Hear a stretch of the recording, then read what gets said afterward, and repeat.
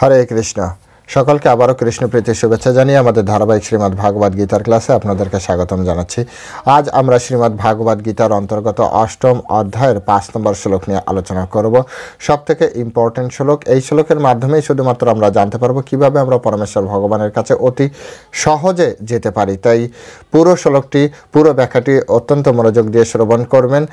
যদি আপনি এই বিষয়গুলো খুব সুন্দরভাবে পালন করেন তাহলে খুব সহজেই আপনি অন্তিমে কৃষ্ণকে প্রাপ্তি করতে পারেন, কৃষ্ণের ধামে চলে যেতে পারেন।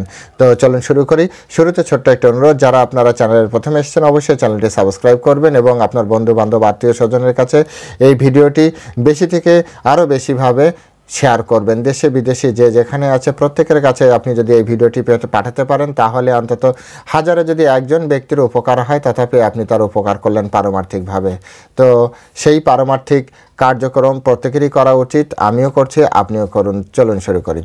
নমো ওম বিষ্ণু পাদায় কৃষ্ণ প্রেষ্ঠায় ভূতলে শ্রীমতী ভক্তি বেদান্ত স্বামিনীতি নামিনে নমস্তে সারস্বতী দেবে গৌরবাণী প্রচারিণে নির্বিশেষ শূন্যবাদী পাশ্চাত্য দেশতারিণে বাঞ্ছা কল্পতরুর্ভষ্ট কৃপা সিন্ধু ব্যবচ পতিতানাং পাবনেভ্যো বৈষ্ণবেভ্যো নমো নমঃ। জয় অনন্ত কোটি বৈষ্ণববৃন্দ কি জয়, শিলা প্রভুপাদ কি জয়, নিতাই গৌর সীতানাথ প্রীতি প্রেমানন্দে হরি বল।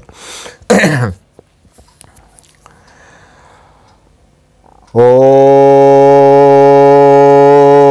নমো ভগবতে বাসুদেবায়। ওম নমো ভগবতে বাসুদেবায়। ওম নমো ভগবতে বাসুদেবায়। শ্রীমদ্ ভাগবত গীতা অষ্টম অধ্যায় অক্ষর ব্রহ্মযোগ শ্লোক নম্বর 5। অন্তকাল চ মামেব স্মরণোন্মুক্ত কলেবরম য প্রয়াতি সমদ্ভাবম ইয়াতি নাস্তি অত্র সংশয়ঃ। অন্তকাল চ মামেব স্মরণোন্মুক্ত কলেবরম য প্রয়াতি সমদ্ভাবম ইয়াতি নাস্তি অত্র সংশয়ঃ। হরে কৃষ্ণ। তো এখন আমরা এই সংস্কৃত শ্লোকের শিল প্রভুপাদ কর্তৃক যে বাংলা ভাষানুবাদ দেওয়া হয়েছে সেই ভাষানুবাদ আমরা শ্রবণ করব। অনুবাদ: মৃত্যুর সময় যিনি আমাকে স্মরণ করে দেহ ত্যাগ করেন তিনি তৎক্ষণাৎ আমার ভাব প্রাপ্ত হন, এ বিষয়ে কোনো সন্দেহ নেই। আমি আরেকবার পড়ছি। মৃত্যুর সময় যিনি আমাকে স্মরণ করে দেহ ত্যাগ করেন তিনি তৎক্ষণাৎ আমার ভাবই প্রাপ্ত হন, এ বিষয়ে কোনো সন্দেহ নেই। হরে কৃষ্ণ। জয় শিলা প্রভুপাদ কি জয়। তো এখন আমরা শিলা প্রভুপাদ কর্তৃক এই সংস্কৃত শ্লোকের উপরে যে তাৎপর্য দেওয়া হয়েছে সাথে সাথে শ্রী বলদেব বিদ্যাভূষণ এবং শ্রীল বিশ্বনাথ চক্রবর্তী ঠাকুর ওনারা যে ভাষ্য প্রদান করেছেন এই শ্লোকের উপরে সেই তাৎপর্যের আলোকে আমরা এখন বর্তমানে এই শ্লোকটি হৃদয়ঙ্গম করার চেষ্টা করব। এই তিন তাৎপর্যের সার সংক্ষেপ আমরা এখন হৃদয়ঙ্গমের চেষ্টা করব। তো সেই জন্য সকলে অত্যন্ত শ্রদ্ধার সহিত অত্যন্ত মনোযোগ দিয়ে শুনবেন। শুধু মাথায় রাখবেন যে এই শ্লোকেই শুধুমাত্র বলা হচ্ছে কীভাবে আপনি ভগবানের কাছে আপনি যেতে পারবেন অতি সহজে, একেবারে সহজ পন্থা। আরও অনেক পন্থা এর পরে পরে দেওয়া আছে এবং আপনি আরও জানতে পারবেন ডিটেলসে, কিন্তু এইটা হচ্ছে সবথেকে সহজ পন্থা। আর পুরো বিষয়টা পুরো অধ্যায়টাই আপনার মৃত্যু এবং মৃত্যুর পরবর্তী যে সময় সেসব বিষয় নিয়ে আলোচনা, তাই মনোযোগ দিয়ে শ্রবণ করবেন। এখানে প্রথমে কি বলা হচ্ছে? অন্তকালে চ মামেব। অন্তকাল মানে হচ্ছে শেষ সময়। একটা মনুষ্য জীবনের শেষ সময় কোন সময়? অন্তকাল। হ্যাঁ, অন্তকাল যেমন অন্তিম সময় মানে মৃত্যুর সময়। অন্তকালে চ, তখনও মৃত্যু হয়নি, ভালো করে বুঝতে হবে, মৃত্যু হয়নি। অন্তকালে মানে অন্তিমকালে মৃত্যু হয়, মানে অন্তিমকালটা শেষ হয়নি। হ্যাঁ, অন্ত হয়নি, অন্তিমকাল চলছে মানে শেষ মুহূর্ত। অন্তিমকালে, হ্যাঁ, অন্তকালে চ মামেব স্মরণোন্মুক্ত কলেবরম। স্মরণ করতে পারবে, এই জায়গাটি আমাদের বেশিরভাগ সনাতনীরা আজও অবধি ভুলভাবে ভেবে বসে আছেন। বেশিরভাগ 99% সনাতন ধর্ম অবলম্বীরা এই শ্রীমদ্ ভাগবত গীতার এই শ্লোকের ভুল মিনিং করে আজও বসে আছে। আর এই কারণে তাদের যে গতি হওয়া উচিত সেই গতি তারা প্রাপ্তি করতে পারছে না। কেন পারছে না? এখানে বলা হচ্ছে পরমেশ্বর ভগবান, আপনি যে কোনো গীতা খুলে দেখতে পারেন, আপনার কাছে যে কোনো জায়গার গীতা থাকতে পারে, শুধু শ্রীমদ্ ভাগবত গীতা হতে হবে। কারণ অ্যাকচুয়ালি আমার জানা মতে প্রায় 42টা না কয়টা গীতা ভারতবর্ষে পাওয়া যায়, যেমন হংস গীতা আছে, তারপরে আছে অদ্বৈত গীতা আছে, অষ্টবক্র গীতা আছে। অ্যাকচুয়ালি যে যখন কীর্তন করছে, কীর্তন বা গান করছে, সেটি হচ্ছে তার গীতা, কিন্তু এটি হচ্ছে শ্রীমদ্ ভগবদ্ গীতা। এটি সেই গীতা যা পরমেশ্বর ভগবান শ্রীকৃষ্ণ অর্জুনকে বলেছিল। তাই যেখান থেকে আপনি শ্রীমদ্ ভগবদ্ গীতা নেন না কেন, যে সোসাইটি থেকেই নেন না কেন, এই পঞ্চম অধ্যায় অষ্টম অধ্যায়ের এই 5 নম্বর শ্লোক একই অ্যাজ ইট ইজ। ব্যাখ্যা কেমন হবে? যে যেমন তেমন, যার জ্ঞান যেমন। আপনি আপনার সন্তানকে একাধিক টিচারের কাছে পড়াবেন, একই কনসেপ্ট একাধিক টিচার একাধিকভাবে উপস্থাপন করবে। এর পিছনে কারণ কি? ওই টিচারের অনুভূতি, ওই টিচারের রিয়ালাইজেশন যেটাকে বলা হয়, ওই টিচার কিভাবে শিখেছে এবং কি তার বাচনভঙ্গি, তার বাচন শৈলী, তার ভাষা প্রয়োগ সেই স্টুডেন্টকে খুব সুন্দরভাবে দেখায়। এই সমস্ত বিষয় যে নিখুঁতভাবে দেখতে পারে, সেই স্টুডেন্টে ভালো রেজাল্ট করে। কারণ ওই টিচার যে ভালো করে দেখতে পারে, সেই টিচার সুন্দরভাবে বোঝাতে সক্ষম। তাই শ্লোক তো সব একই, দুটি জায়গায় শুধু মার খেয়ে যায়। এক, অনুভবী টিচার পাই না, দুই, গুরু পরম্পরা টিচার পাই না। এটি হচ্ছে প্রবলেম, আর কিছুই না। গীতার শ্লোক তো সব এক আছে, গীতার দুটি জিনিসে আমরা মার খেয়ে যাই। আমরা সনাতন ধর্ম অবলম্বীরা আজও আমরা আমাদের যে পারমার্থিক চেতনা, সেই পারমার্থিক চেতনা থেকে আমরা দূরে সরে আছি দুটি কারণে। আমি আজকে স্পষ্ট করে বলছি, আপনারা মাথায় রাখেন এবং এটা নিয়ে আপনারা পরে অ্যানালাইসিস করতে পারবেন যে আসলে কথাটা কতটা যুক্তিযুক্ত অথবা যুক্তিযুক্ত নয়। এক, আমাদের গুরু পরম্পরা টিচারের অভাব, আমরা গুরু পরম্পরা টিচারের কাছ থেকে শিক্ষা গ্রহণ করি না। দুই, আমরা অনুভবী টিচারের কাছ থেকে, এমন অনেক আছে গুরু পরম্পরায় আছে, ভালো ভক্ত, জব করছে, কিন্তু সে নিজে ভালো বোঝাতে পারে না, হ্যাঁ, অনুভব করতে পারিনি, কিন্তু সে গুরু পরম্পরায় আছে, সুতরাং তার কাছ থেকেও করা যাবে না। যেমন এই বিষয়টা যদি আপনি বুঝতে চান, তাহলে আপনাকে একবার ভাগবতমে চলে যেতে হবে।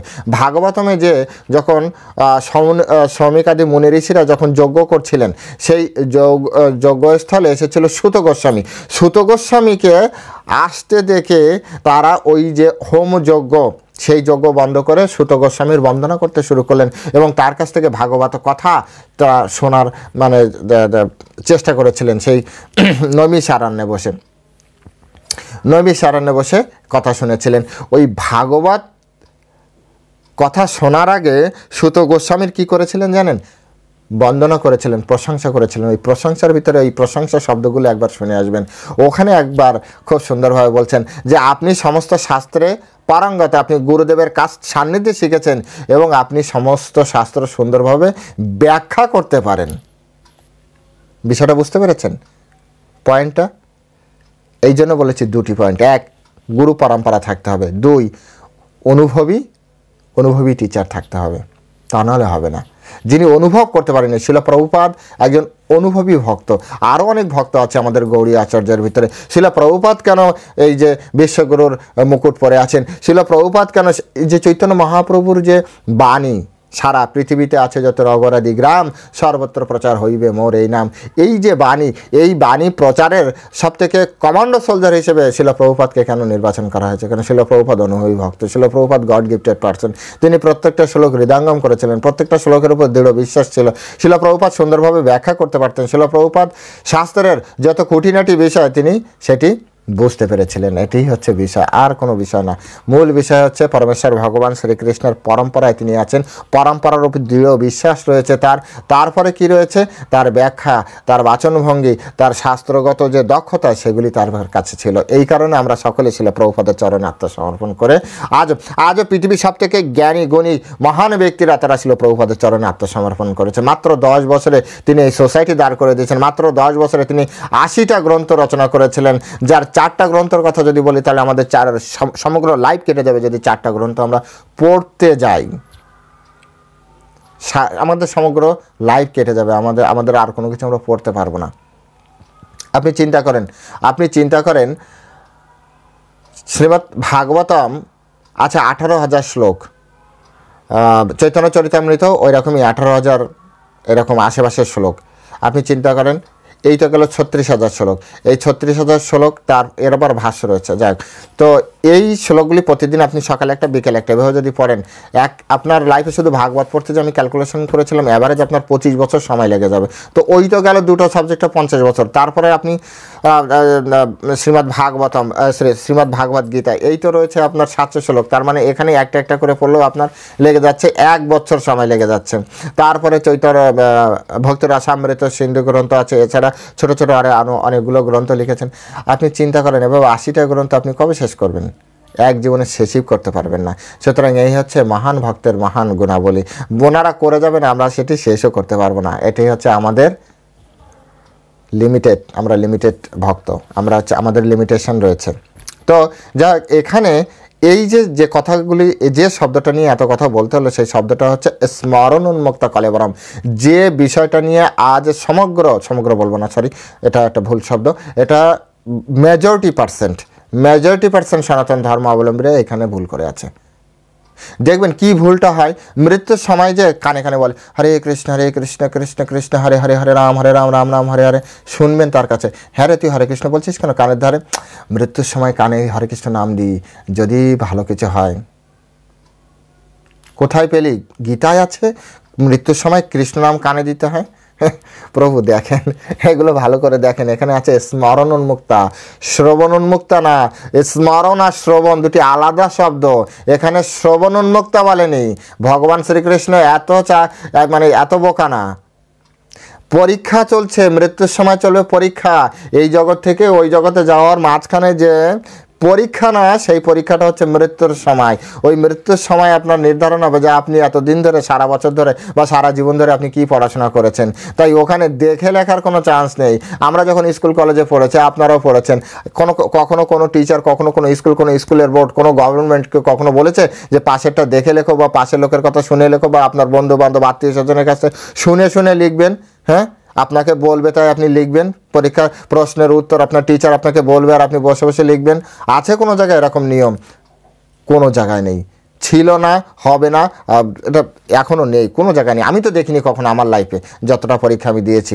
বরঞ্চ কারো বন্ধুর কাছ থেকে যদি আপনি একটু সাইড টক করেন, তার জন্য আপনাকে অনেক সময় আপনাকে খাতা সাসপেন্ড করে দেয়, অনেক টাইম সাসপেন্ড করে, অনেকে খাতা নিয়ে নেয়, মার্কস ওখানে বসে ইনস্ট্যান্ট মার্ক কাটা, এরকম আছে। অনেকে তো এক্সপেল্ড করে দেয়। কত ধরনের রুলস আছে তাদের কাছে। সাইড করা যাবে না, কোনো কপি করা যাবে না, কত কিছু করা যাবে না। তো আপনি সারা জীবন ধরে কোনো গীতা পড়েননি, আপনি সারা জীবন ধরে হরিনাম করেননি, আর আপনি কানের ধরে যে হরে কৃষ্ণ কৃষ্ণ কৃষ্ণ হরে হরে রাম রাম রাম হরে হরে। স্মরণ উন্মুক্তা কলেবরাম। যখন উন্মুক্তা কলেবরাম মানে হচ্ছে, কলেবর মানে এই শরীর, কলেবর থেকে যখন আমরা বেরোতে পারবো, বের হব, উন্মুক্ত কলেবর থেকে বেরিয়ে গেলাম, অর্থাৎ মৃত্যু, আত্মা দেহ থেকে বেরিয়ে যাচ্ছে। ওই সময় আমাদেরকে স্মরণ করতে হবে। স্মরণ মানে মনে, আপনাকে নিজেকে স্মরণ করতে হবে। স্মরণ তো সংস্কৃত শব্দ। এই সময় আমাদেরকে কি করতে হবে? স্মরণ করতে হবে। স্মরণ করে কৃষ্ণকে আমাদেরকে মনে করতে হবে, স্মরণ করতে হবে। হে কৃষ্ণ, কি স্মরণ করবেন, কিভাবে স্মরণ করবেন? আপনার সমগ্র লাইফে আপনি যত কার্যক্রম করেছেন এই সবগুলোকে একটা, আপনারা এই ফিল্ম দেখেছিলেন আগে? এখন তো ধরেন আমাদের মোবাইলে বা মেমোরি কার্ড, আগে ছবি করা হতো এরকম, সেই ছবি এরকম রিল হতো, একটা স্টিল পিকচার, ভিডিওগুলো এরকম হতো, একটা স্টিল পিকচার, যেগুলো এত জোরে চলতো, ফলে রানিং একটা আসতো। এখনও সিনেমা হলগুলো সেইভাবে মেবি করে, আমি জানি না। তো যাই হোক, অ্যাকচুয়ালি আমাদের লাইফে আমরা যা কিছু দেখছি, যা কিছু করছি, হয়তো এটা রানিং একটা সিনেমা, রানিং একটা চলচ্চিত্র, ঠিক আছে, কিন্তু এর প্রত্যেকটা কিন্তু এক একটা স্টিল পিকচার আছে। প্রত্যেকটা এক একটা মিনিট সেকেন্ডের এক একটা স্টিল পিকচার আছে। মৃত্যুর সময় কি হয় জানেন? যে সারা জীবনে আমার যে পিকচারের প্রতি সবথেকে বেশি আকর্ষণ না, সেই পিকচার, মানে আমরা সবগুলো একবার রিভিউ করতে পারি না। আমাদের একজন আচার্য বলছিলেন যে মৃত্যুর সময় আমাদের চোখের সামনে অ্যাট এ গ্লান্স সমস্ত পিকচার রিভিউ হয়, আর তখন যেটাই সবথেকে বেশি আসক্তি আমাদের, সেই পিকচার ঘাট করে এসে চোখের সামনে এসে ওটাই থেমে যায়, আর পরবর্তীতে আমাদের সেই জায়গায় গতি হয়। তো এখানে সেই জিনিসটা বলছে, অন্তকালে চ মামেব স্মরণ উন্মুক্তা মানে হচ্ছে আপনাকে স্মরণ করতে হবে। শ্রবণ উন্মুক্তা, এই চিন্তাটাই মাথা থেকে হটান আপনারা। এই চিন্তা যেদিন থেকে আপনি হটাতে পারবেন সেদিন থেকে আপনার জব শুরু হবে, সেদিন থেকে আপনার গীতা অধ্যয়ন শুরু হবে, সেদিন থেকে আপনি শয়ন স্বপ্নে কৃষ্ণকে স্মরণ করার চেষ্টা করবেন। কারণ আপনি জানেন আপনার সামনে পরীক্ষা আছে, আর আপনি জানেন যে আপনাকে কেউ মুখে বললে কাজ হবে না, ওটি গ্রান্টেড হবে না। সুতরাং আপনি পড়তে বাধ্য, আপনি ভগবানের নাম করতে বাধ্য, আপনি ভগবানের লীলা স্মরণ করতে, আপনি যখন একান্তে আছেন আপনি ভগবানের লীলা স্মরণ করেন। ভগবানের অনন্ত লীলা আছে, ভগবানের গোবর্ধন লীলা আছে, ভগবানের আপনার হচ্ছে গোপীদের সাথে রসময় লীলা আছে, রাসলীলা আছে। ভগবান অনেক জায়গায় অনেক গোপীদের বাড়িতে চুরি করতে গিয়েছে, কত সুন্দর লীলা আছে। ভগবানের আপনার হচ্ছে কি বলে যে দধি ভাণ্ড সেটা ভেঙে দিয়েছে, সেই লীলা আছে।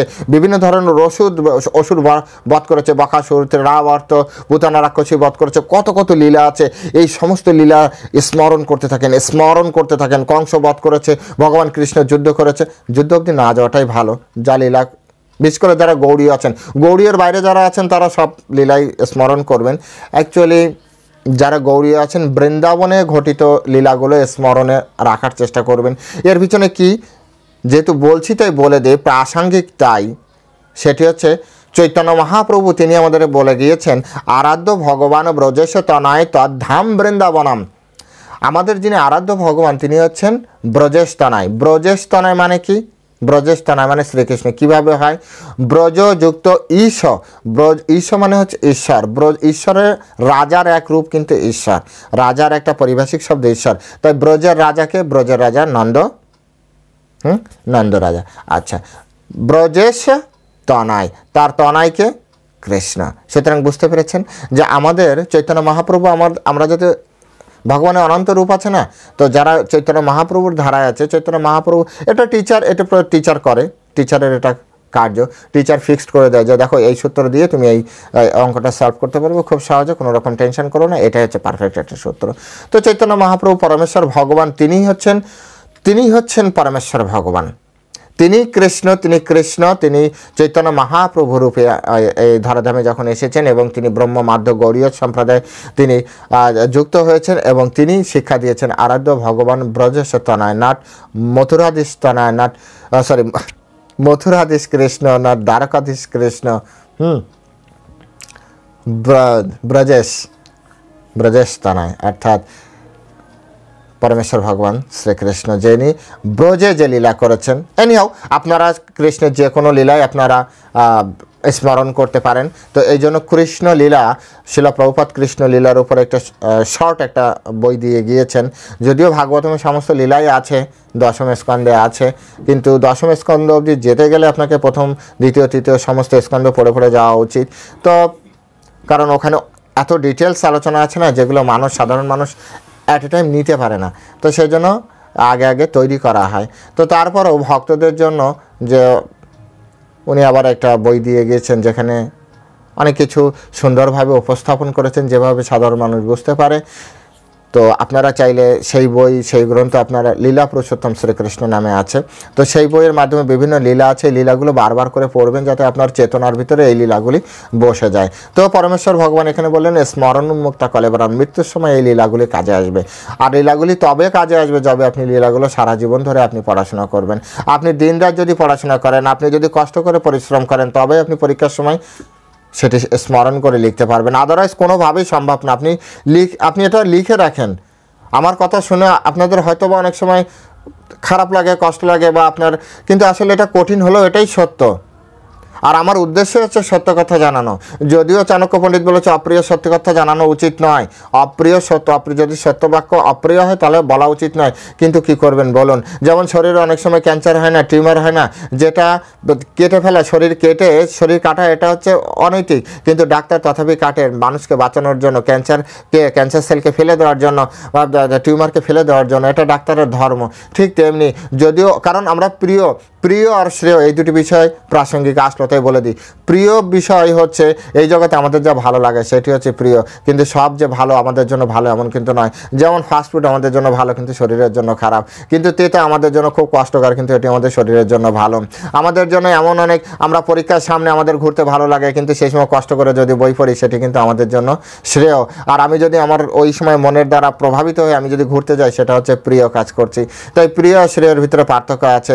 আমার জীবনের উদ্দেশ্য হচ্ছে যে প্রিয় কথা নয়, শ্রেয় কথা যেটি সেটি বলি। সেটা যদি একটু কষ্ট হয় আপনারা ক্ষমা সুন্দর দৃষ্টিতে, ছোট ভাই মনে করে, বন্ধু মনে করে, অনেক সময় আছে না বন্ধুকেও ক্ষমা করে, বন্ধুর ভুলভাল বলায় ক্ষমা করে দেয়, বন্ধুর ছোট ভাই একটু ভুলভাল করে দিলে সেই হিসেবে আপনারা না হয় ক্ষমা করে দিলেন, কিন্তু কথাগুলো সত্য কথা।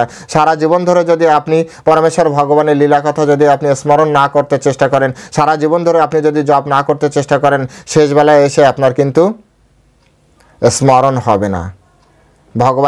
ভগবানকে আপনি স্মরণ করতে পারবেন না, এটা হয়তো না। ভগবান যদি কৃপা করে, অনেকে এটা জড়জাগতিক ব্যক্তি আমাদের সাথে তর্ক করে।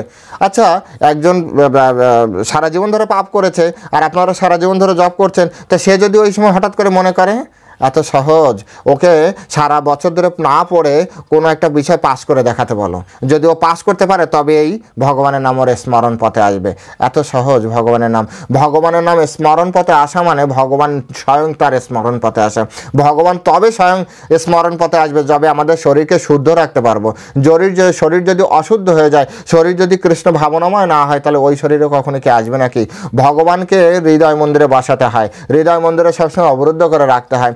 মন্দিরটা যদি ডাস্টবিনে ভরে যায় তাহলে ভগবান এসে বসবে কোথায়? আপনি আমাকে ডাকেন, আমাকে ডেকে একটা চেয়ার দিন যে চেয়ারের উপরে ময়লা আছে, বা আমি আপনাকে ডাকি একটা চেয়ারের উপরে বসতে বলি যে চেয়ারের উপরে ময়লা আছে, আপনি বসবেন, আমি বসবো?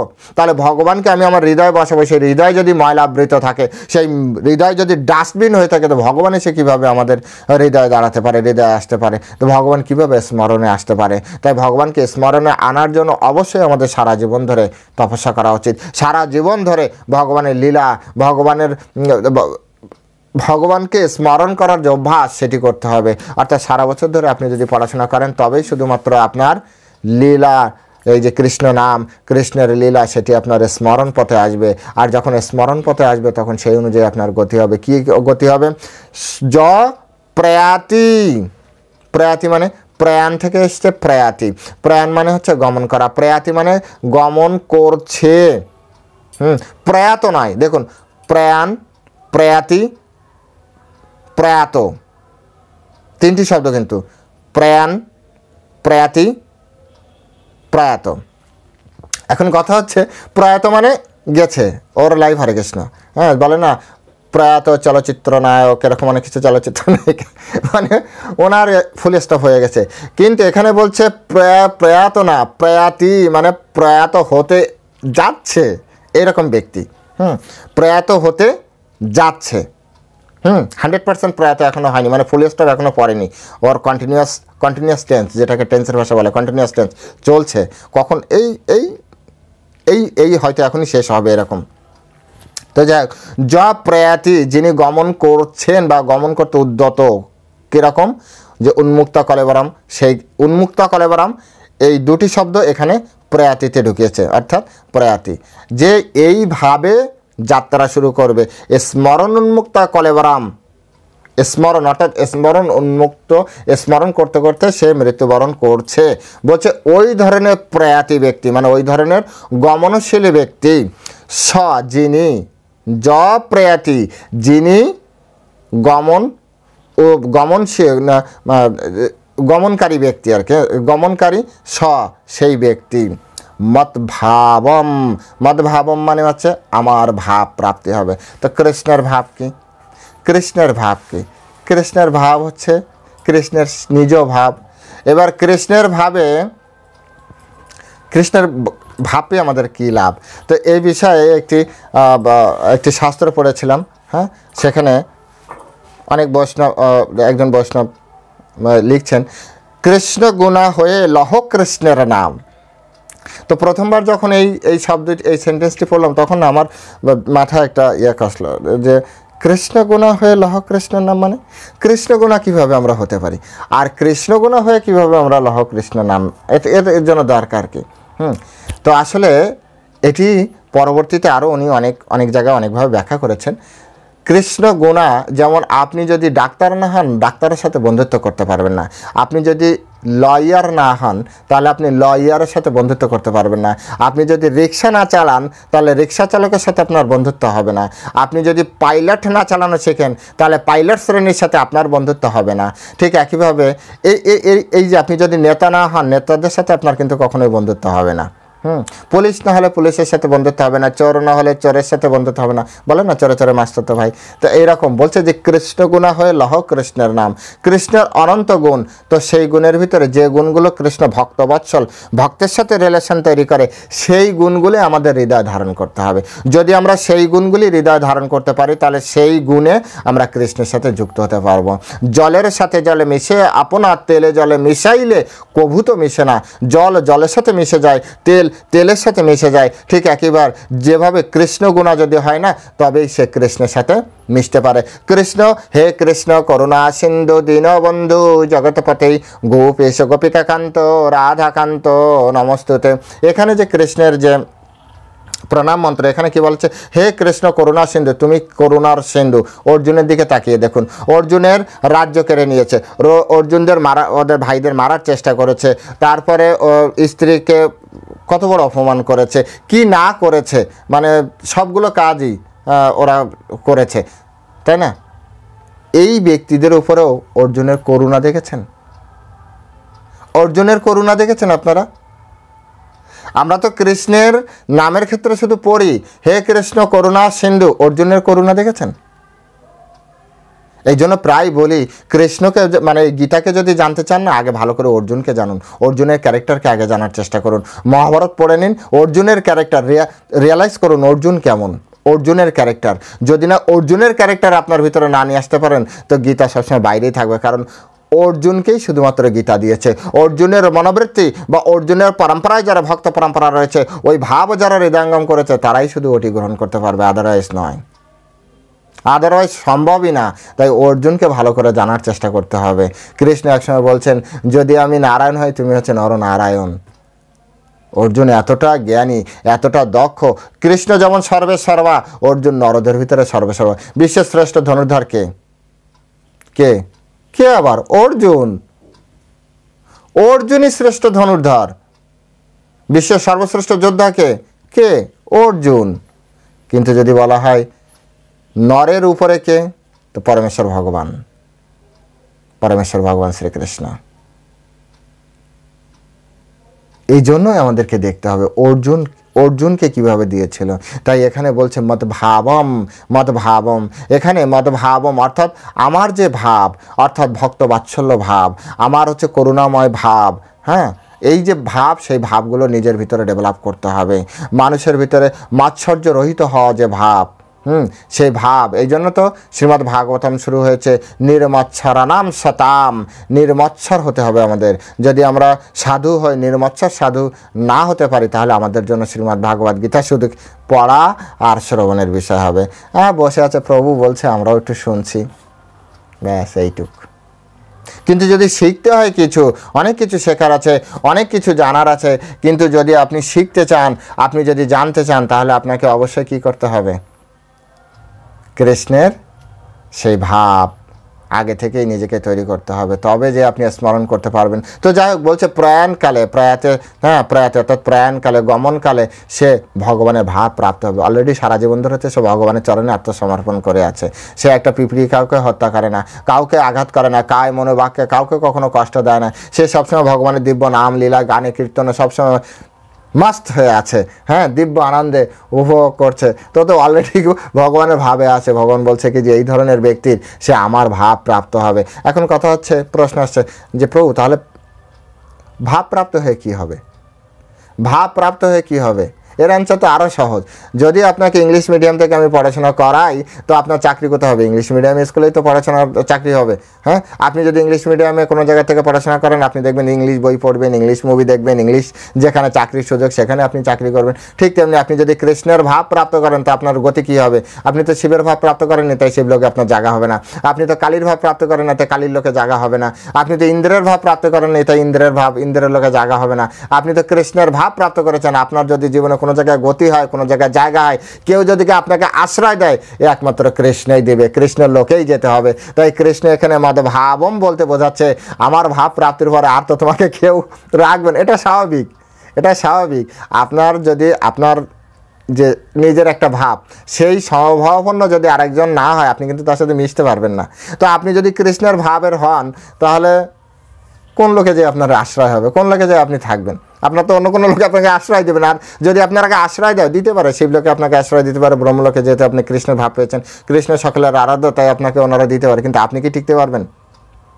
আপনি তো টিকতে পারবেন না, কারণ আপনার তো ভাবই কিছুটা আলাদা। যেমন আমাদের ইসকনের ভক্তদের ক্ষেত্রে হয়, ইসকনের যে গানের স্টাইল অন্যরকম, ইসকনের ভাবধারা অন্যরকম। অন্যান্য সাধারণত অন্যান্য যে মঠ মন্দির আছে সেখানে ভাবধারাটা কিছুটা আলাদা। হয়তো নীতিগত দিক থেকে তারা এক আছে, হয়তো শাস্ত্রগত দিক থেকে এক আছে, কিন্তু টোন, গানের টোন, তারপর জীবনশৈলী কিছুটা আলাদা, কিছুটা আলাদা। দেখবেন যে একজনের সাথে আরেকজনের ঠিক 100% খাপ খায় না, ম্যাচ করে না, কিছুটা যেন কমতি কমতি লাগে। এটা হয়, এটা হবে, এটা হচ্ছে, এটা রিয়েলিটি, এটা মানতে হবে। হ্যাঁ, এটা মানতে হবে, অবশ্যই মানতে হবে। এক এক জায়গার এক এক ধরনের রিয়েলিটি আছে, এটা মানতে হবে। আপনি বৃন্দাবনে যান, বৃন্দাবনে ইসকন মন্দিরে যান, বৃন্দাবনে আরও অনেক মন্দিরে আছে, সেই সব মন্দিরে যান, আপনাকে এটা মানতে হবে, এটা হচ্ছে রিয়েলিটি। তো যেখানে বলছে মদভাবম, এই জন্য বলা হচ্ছে, এই উদাহরণগুলো এই কারণে দিচ্ছি যে আপনার মদভাবম হওয়ার পরে কি হবে? আপনি তো কৃষ্ণের ভাব গ্রহণ করেছেন, আপনার গতি কি হবে? গতি কি হবে? কৃষ্ণের লোক। হরি বল। ভগবান এখানে আগেও বলেছি না, মহারাজরাও বলেন যে ভগবদ গীতা কোডিং ভাষায় লেখা আছে, কোডিং ভাষা। এখানে বলছে মদভাবম, আসলে এখানে হচ্ছে ভগবত ধাম, আপনার ভগবত ধাম প্রাপ্তি হবে। অন্য কোনো জায়গায় আপনার জায়গা হবে না তো। আর কৃষ্ণ কি? আমার ভাবের লোক হলে কি আমি আরেক জায়গায় ছাড়বো নাকি? আমি তো আমার কাছেই নিয়ে যাব। তাই বলছে যে, এবং ইয়াতি মানে কি? ইয়াতি মানে হচ্ছে লাভ করবেন, মদভাব লাভ করবেন, মানে ভগবানের ধাম লাভ করবেন। এবং নাস্তি অত্র সংশয়, না অস্তি, এখানে আছে, না মানে না, অস্তি মানে আছে, মানে নেই। ঠিক আছে, অত্র এই বিষয়, এখানে কোনো সংশয়, কোনো সন্দেহ নেই। এই কথাটা যে আমি বললাম না, কৃষ্ণ যখন কনফিডেন্টলি কথা বলে না, তখন এরকম প্রায় এরকম জোর দিয়ে বলে অসংশয়, হ্যাঁ, অসংশয়, নাস্ত্যত্র সংশয়, এরকম শব্দ ব্যবহার করে। কনফিডেন্ট দেখবেন যে সব শব্দ এরকম ব্যবহার করে না। যেখানে যেখানে, আর ওইগুলি আমাদেরও জোর করে, খুব জোর দেওয়া উচিত, আমাদেরও জোর করে ওইসব শ্লোকগুলি দেখা উচিত। ওর ভিতরে যে অন্তর্নিহিত ভাব, সেই ভাব আমাদের হৃদয়ঙ্গম করা উচিত। যে ভগবান এখানে নাস্তিয়ত্র সংশয় কেন বললো? নাস্তিয়ত্র সংশয় কেন বললো? ভগবান কেন বলছে অসংশয়? তুমি সন্দেহ করো না, তুমি কোনো রকম দুশ্চিন্তা করো না, আমি আছি, আমি তোমাকে প্রোটেক্ট করবো। যেমন আপনার হচ্ছে সর্বধর্মান পরিত্যাজ্য মাম একম শরণম ব্রজ, হ্যাঁ, মাম একম শরণম ব্রজ অহম তম সর্বপাপেভ্য মোক্ষয়িষ্যামি। মা শুচো, দেখেছেন, মা শুচো, চিন্তা করো না, একটুও চিন্তা করো না, আমি অবশ্যই তোমাকে রক্ষা করব, আমি অবশ্যই তোমাকে সমস্ত পাপ থেকে মুক্ত করব। ভগবান কনফিডেন্টলি বলছে। আরে কৃষ্ণ যদি কনফিডেন্টলি আপনার পাশে থাকে, এই জগতে কিসের ভয় বলেন? এই জগতে কিসের ভয় পাচ্ছেন? কোন কর্মের ভয় পাচ্ছেন? কি জন্য আপনি ভীত হয়ে আছি? কৃষ্ণ স্বয়ং আমাদের পাশে আছে। যদি একটা জিনিস, সেটা হচ্ছে কৃষ্ণ হচ্ছে ভক্ত হতে হবে, কৃষ্ণের ভক্ত হতে হবে। হ্যাঁ, বলো কৃষ্ণের ভক্তই হতে হবে, আবার কেমন কথা? এমন কথা তো কোশ্চিনকালে কখনো শোনেননি, শুনিয়ে দিই। প্রতিদিনই আপনিও পাঠ করেছেন, ছোটোবেলা থেকে স্কুলে কলেজে যে কতবার পাঠ করেছেন তো আপনারও মনে নেই। আমি জাস্ট আরেকবার কোট করে দিই, কানেক্ট করে দিই। পরিত্রাণায় সাধুনাম বিনাশায় চ দুষ্কৃতাম ধর্ম সংস্থাপনার্থায় সম্ভবামি যুগে যুগে। পরিত্রাণায় সাধুনাম, সাধুদের। এবার সাধু কারা বলুন? সাধু তো সবাই। তাহলে তো আপনি বুঝে ফেলেছেন সাধু সবাই, বাকিটা আপনারা বুঝে নেন। ভগবান শুধু সাধুদেরই রক্ষা করবে। শুধু এই জায়গার এই লাইনটা বারবার করে আপনি করেন, পড়তে থাকেন, কৃষ্ণের কৃপা আপনিও বুঝতে পারবেন। প্রতি যুগে যুগে ভগবান আসবে, কিন্তু শুধু সাধুদের রক্ষা করবে। আমরা এই যে বিপদে পড়লে বলি না ভগবান আমাকে রক্ষা করো, ভগবান আমি অনেক বিপদে আছি, জীবনেও ভগবান শুনবে না যতক্ষণ না আমরা সাধু না হব। আমি জাস্ট একটা ক্লু দিয়ে দিই, বুঝতে যাতে সুবিধা হয়, কারণ এই ভিডিওতে ওপেন সকলে দেখবেন। ধরুন আপনি রিলায়েন্স কোম্পানিতে কাজ করছেন, টাটা কোম্পানিকে আপনাকে বেতন দিবে? আপনি টাটা কোম্পানিতে চাকরি করছেন, জিও কোম্পানিকে আপনাকে বেতন দিবে? আর কি বুঝবেন, আর কিভাবে বোঝাবো আপনাদেরকে? ভগবান বলেন, পরমেশ্বর ভগবান শ্রীকৃষ্ণ, পরমেশ্বর ভগবান এই যে আরেকটা জলযন্ত্র উদাহরণ দেই, কংস শিবের উপাসক ছিল, কংসকে মেরেছে। রাবণ শিবের উপাসক ছিল, ওকেও মেরেছে। কিন্তু কৃষ্ণের উপাসককে মেরেছে, এটা আশা করি আপনারা বুঝতে পেরেছেন। না বুঝতে পারলে ঠিক আছে, যদি কখনো ওই বিষয়ে এরকম প্রসঙ্গ আসে ডিটেলস আলোচনা করব, এখন জাস্ট ক্লু দিলাম। তো এই কারণে শিলা প্রভুপাদ আমাদেরকে সবসময় বলেছেন যে যতক্ষণ সময় থাকে অবশ্যই হরে কৃষ্ণ মহামন্ত্র কীর্তন করা উচিত। হরে কৃষ্ণ মহামন্ত্র কীর্তন এই কারণে আমাদের করা উচিত, কারণ স্বয়ং পরমেশ্বর ভগবান শ্রীকৃষ্ণ তিনি চৈতন্য মহাপ্রভু রূপে এই জগতে এসে তিনি আমাদেরকে এই শিক্ষা প্রদান করে গেছেন। চেতো দর্পণমার্জনম ভব মহাদাবাগ্নি নির্বাপনম শ্রেয় কৈরব চন্দ্রিকা বিতরণম বিদ্যাবধূর্জীবনম আনন্দম বুদ্ধিবর্ধনম প্রতিপ্রদম পূর্ণামৃতস্বাদনম সর্বাত্মস্নপনম পরম বিজয়তে শ্রীকৃষ্ণ সংকীর্তনম। চেতো দর্পণ মার্জনম, চিত্র দর্পণ মার্জন হবে। আমাদের এই যে চিত্ত বা চেতনা বা মন যাই বলেন, যেভাবে আপনি বোঝেন, যেভাবে আপনার বুঝতে সুবিধা হয়, শব্দ তো অনেক রয়েছে, মূল বিষয় হচ্ছে ভাব বুঝতে হবে। পরমেশ্বর ভগবানও ভাবই গ্রহণ করে, ভাবগ্রাহী জানার জন্য আমাদের অন্তরের ভাব গ্রহণ করে। হ্যাঁ, অন্তরের ভাব গ্রহণ করে। তাই কথা শব্দগত অনেক সময় কি হয়, লোকাল, আমি একটা এলাকা থেকে বড় হয়েছে, আপনি আরেকটা এলাকা থেকে বড় হয়েছেন, হয়তো একই বিষয়ের আলাদা আলাদা শব্দ প্রয়োগ হয়ে থাকে। আমি আমার এলাকায় একই বিষয়ের আলাদা শব্দ শুনেছি, তাই শব্দগত কিছু পার্থক্য আসলে এটা আপনিও বুঝতে পারছেন যে এই বিষয়কে বোঝাচ্ছে, কিন্তু আপনি হয়তো ভাবছেন যে না প্রভু ওই শব্দ না বলে এই শব্দ বললে ভালো হতো। আরেকজন বলবে না না প্রভু আপনি ঠিক শব্দ বলেছেন, উনি ভুল বলছে। আরেকজন বলবে না না প্রভু এটা চেঞ্জ করলেই ভালো হতো, অমুক আরেকটা শব্দ ব্যবহার করলেন। শব্দের পিছনে না ছুটে ভাবের পিছনে ছোটেন, এটা ভালো হবে। তো এখানে বলা হচ্ছে যে চিত্ররূপ দর্পণ মার্জন, চিত্ররূপ দর্পণ মার্জন আমাদের হবে। চিত্ররূপ দর্পণ মার্জন যদি করতে চান না, হরে কৃষ্ণ মহামন্ত্র কীর্তন করেন। হরে কৃষ্ণ মহামন্ত্র কলিযুগ ধর্ম হয় নাম সংকীর্তন, চারি যুগে চারি ধর্ম নামেরও যুগেরও কারণ। হ্যাঁ, তো জীবেরও কারণ, জীবেরও কারণ। চারি যুগে চারি ধর্ম জীবেরও কারণ। চার যুগের যে চারটা ধর্ম এটা জীবের কারণেই ভগবান দিয়েছেন। তো কলিযুগের এই যে যুগধর্ম হচ্ছে হরিনাম সংকীর্তন করা। যে যত বেশি পারেন এই হরিনাম জপ করেন, হরিনাম সংকীর্তন করেন, ইহাই তো সর্বসিদ্ধ হইবে সবার। এখান থেকে আপনার আমার জীবনের প্রত্যেকেরই যা কিছু চাই সব কিছু প্রাপ্তি হবে, যা কিছু চাই সব কিছু প্রাপ্তি হবে, এতে কোনো সংশয় নেই। তাই প্রত্যেকে যদি পরমেশ্বর ভগবান শ্রীকৃষ্ণকে হৃদয় ধারণ করতে চান, পরমেশ্বর ভগবানকে যদি অন্তিমে পেতে চান, তাহলে অবশ্যই অবশ্যই হরে কৃষ্ণ মহামন্ত্র সবসময় কীর্তন করুন। একটা রিয়েল এক্সাম্পল দিয়ে, অনেক সময় হয়ে গেছে, একটা রিয়েল এক্সাম্পল দিয়ে আজকের এই এই শ্লোকের উপরে মানে অন্তিম একটা গল্প। এটা রিয়েল গল্প, এটা রিয়েল গল্প।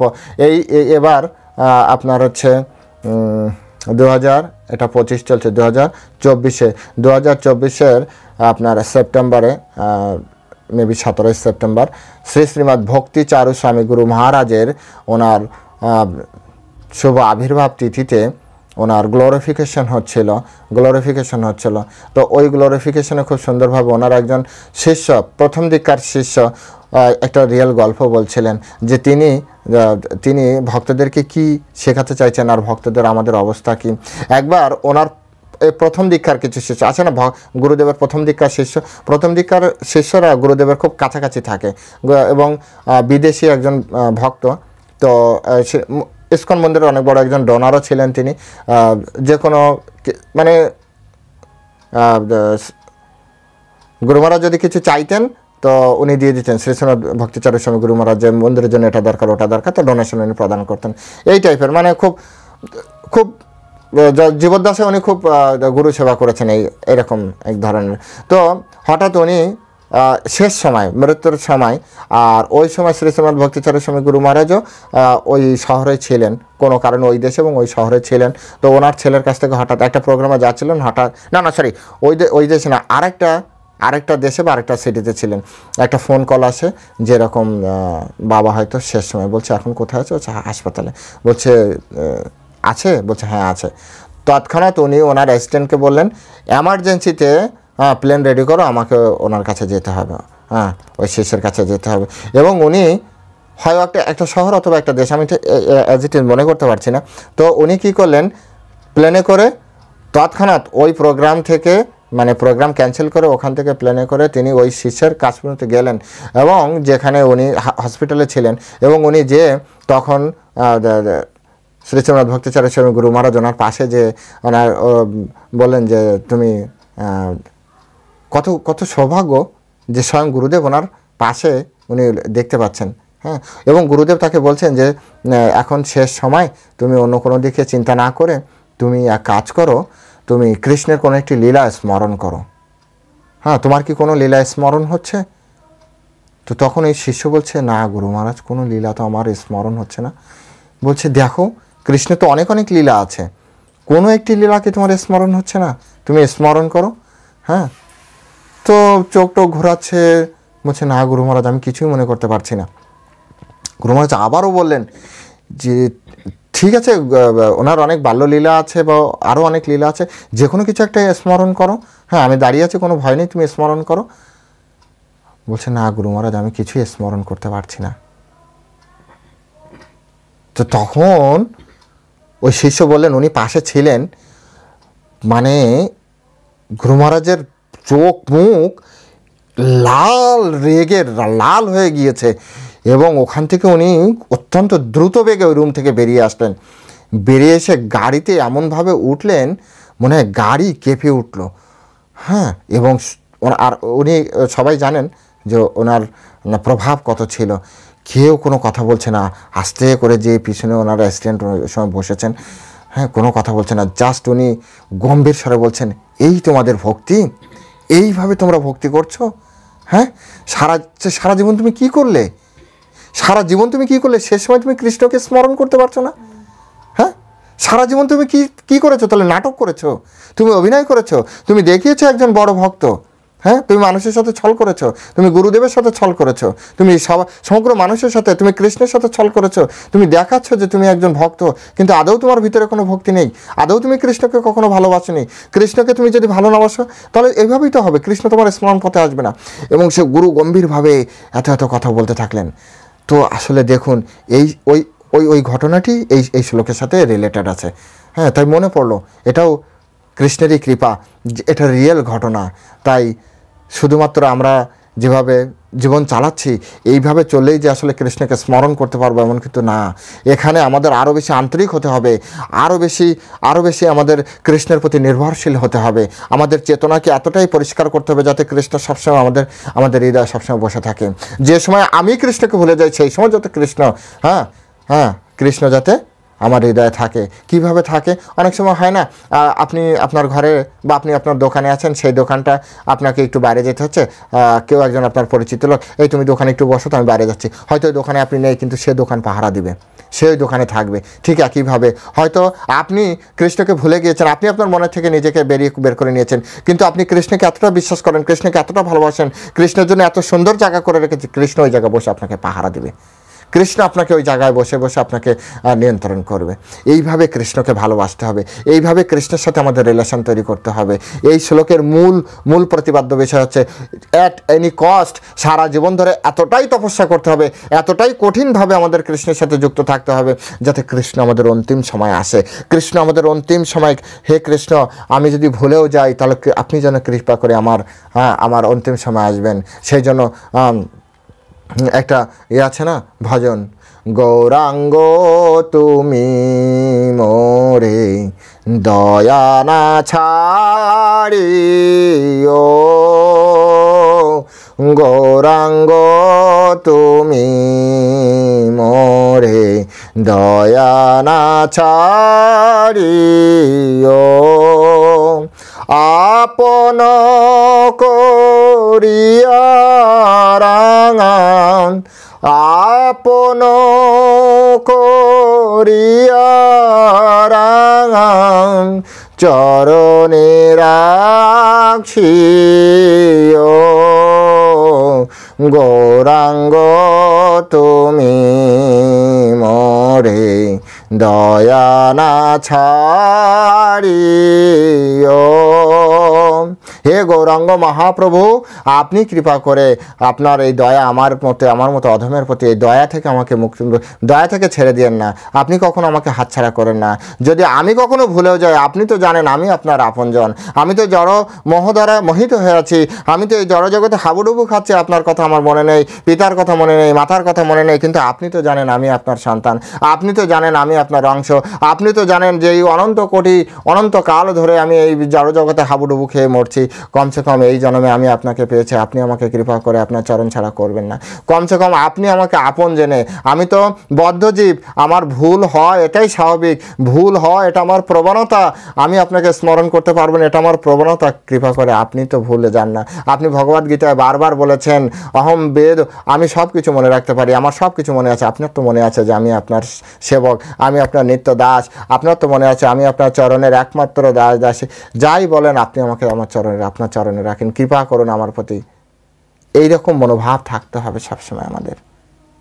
এই মনোভাব থাকলে যদি আমরা আর এটি যদি ধরে রাখতে পারি, তবে যে চৈতন্য মহাপ্রভু গৌরাঙ্গ সুন্দর ভগবান শ্রীকৃষ্ণ অন্তিমকালে তিনি আমার স্মরণ পথে আসবেন। যাই হোক, কৃষ্ণকে স্মরণে নিয়ে আসা যায়, এই জন্য সারাটা জীবন ব্যয় করুন। মৃত্যুর সময় যাতে কৃষ্ণকে আমরা স্মরণ পথে নিয়ে আসতে পারি, সেই জন্য সারাটা জীবন ব্যয় করুন। কিভাবে করবেন, কেমন করে করবেন, সেটা শাস্ত্র আপনাকে বলে দিবে। তা আজ এ পর্যন্তই। কথা হবে পরবর্তী শ্লোকে অন্য একটি বিষয় নিয়ে, এর রিলেটেড আরেকটি শ্লোক অত্যন্ত, সেটি এর পরের যে অংশ, দুটি মিলে একটা খুব সুন্দর বিষয় বোঝাচ্ছে। সেই বিষয় নিয়ে আপনাদের সাথে কথা হবে। ততক্ষণ পর্যন্ত আপনারা ভালো থাকবেন, সুস্থ থাকবেন, ভগবানের নাম স্মরণ করতে থাকবেন, ভগবানের লীলাবাণী পড়তে থাকবেন।